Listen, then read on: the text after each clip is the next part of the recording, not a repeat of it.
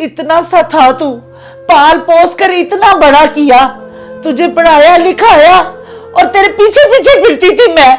और आज तू जवान होके इस बुढ़िया को पूछता भी नहीं है। जब से तेरी शादी हुई है ना, तू उसी के पीछे पीछे घूमता रहता है। तेरी बूढ़ी माँ कहाँ पड़ी है कहाँ नहीं, तुझे जरा होश नहीं है।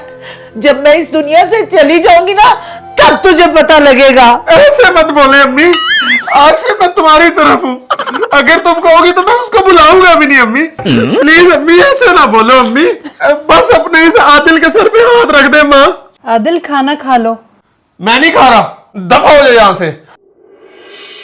आज से मैं अपनी अम्मी के बना हुआ हाथ का खाना खाऊंगा। अम्मी उठो और मुझे खाना बना के दो। और हाँ, मेरे 10 दिन के कपड़े पड़े हुए धोने वाले, वो भी धो दो। और हाँ, ये सारा झाड़ू पोछा कर दो। मेरी अम्मी उठो, अपना घर संभालो, करो सारे काम।